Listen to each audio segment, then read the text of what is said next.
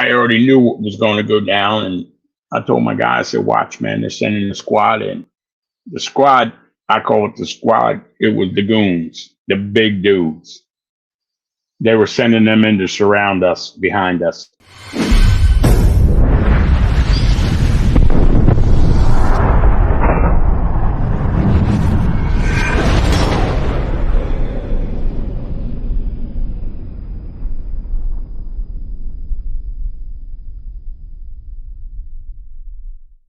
Welcome to this episode of Chatting with Staxx. I'm your host, Bill Staxx, and today I got Repo Rod. You know, when I got out, by the time I got out, you know, the club knowing that a paid informant and member, a ranking member of the Philadelphia Charter had set me up on a case,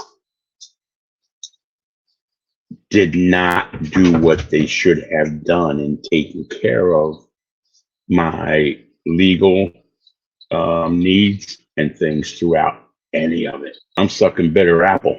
I'm not coming back. And I've seen a lot. I reconnected with Pee Wee over the time when I was out. You know, numerous other guys that were out, you know, found the thing they had put together. And I got together with them and they were like, "What are you going to do, man?" I'm like, "I'm not going back. They're not true. They're not stand up. They're not, you know, I'll say this, the West Coast is a different beast than the East Coast is. I believe the guys out on the West Coast are a lot, you know, there's some guys that out here on the East Coast that, you know, are righteous, but the club in general, man, did not do what they were supposed to do for a member who had gotten jammed by an informant and set up by a paid rat that they knew. You know, from what I was told, and again, like I had mentioned to you, I don't know that it's true or not, but I was told that a deal was cut that if HA left Pennsylvania, that the Pagans would leave HA alone in another state. And that's when all this bullshit came down of, yeah, we want everybody out of PA. We want all the Philly guys gone. And they said they put it out to an East Coast vote. We go up to the econ and have it out in the backwoods in this pole barn. I got several calls that morning from other presidents that I was tight with. "Dude, man, you might want to not go today because it's not going to go well for you." And I'm like, okay. So I sat my guys down before we ever went there that morning. I told them, I said, "Look, I'm going to tell you what I've been told, that we're probably not going to leave there with our parents. And if you want to give me your stuff, I will take it with me. I will never think any differently of you. You will still be, you know, friends to me if you choose at this time, knowing what you know, not to go. Because there is a chance we might not walk out of there alive. A good chance of it." They said to me, "Well, what are you going to do?" And I said, "That's pretty much a no-brainer. I'm going. But I'm not telling you you have to go. You have to make your own choice. And I'm perfectly okay if you guys say you don't want to go, knowing what you know.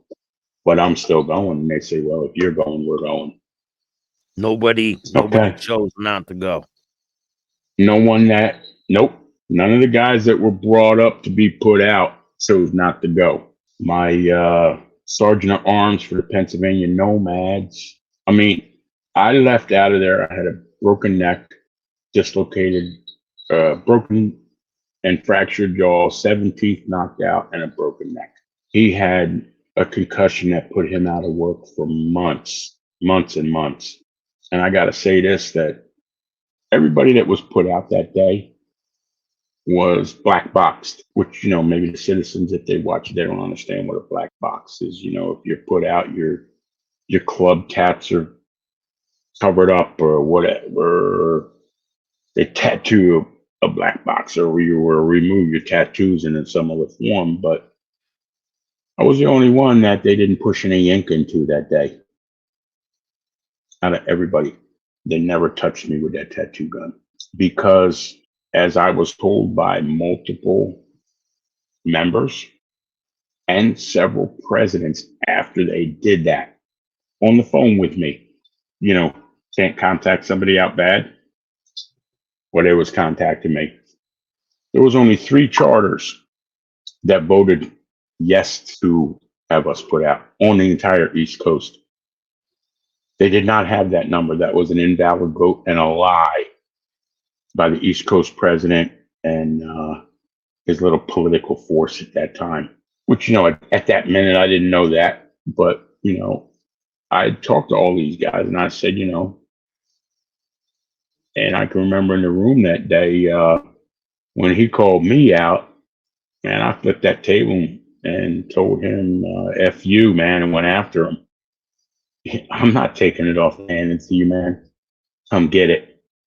So can you walk me through what happens? You walk in with these guys. How many people are you with? And you walk in, what happens? I had, I think there were 7 of us, and we're in this big pole barn out in the middle of a field in the woods. And there's probably, say, 80 to 100 angels in there, all officers and stuff like that.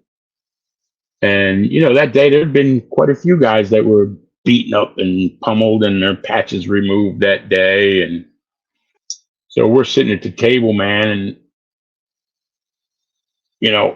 I already knew what was going to go down. And I told my guy, I said, watch, man, they're sending the squad in. The squad, I call it the squad. It was the goons, the big dudes. They were sending them in to surround us behind us while this was taking place. Man, the first thing they did, they blindsided my SA. I don't want to put his name up, but the dude's probably going to pump sunshine now in the federal penitentiary for the rest of his life, exactly where he should be. He blindsided my SA. There was no man, no justice, no nothing in that. You want to take it, you got to earn it. I'm not just handing it to you. And oh man, I was fighting. And Charlie was there that day. Pee Wee was there. And I can remember him, man, I don't remember a whole lot of it, honestly, but I can just remember multiple guys on top of me. And to me, I'm fighting for my life. I can remember like Pee Wee telling me, my God, man, I can't believe like they was just hitting you and you were yelling like, fuck you. That's all you got. And, I guess because at that time I was a lot bigger and I just would not back down. I got a bad end on it, man. I had several surgeries on my neck. I had my jaw fixed, everything. Were you knocked out? And when you came to, or when you remember where were you? And how did you get away from the situation? Oh man, I never went unconscious, but I was in a time warp several different times while they was repetitively like beating on you after you were just laying where you just couldn't do anything else. You just could not fight back anymore. And I can remember like one dude screaming in my face because I just kept laughing at him. Like, and going, fuck you, man. Fuck you, kill me, bitch. I don't care, kill me. Fuck you. You're wrong.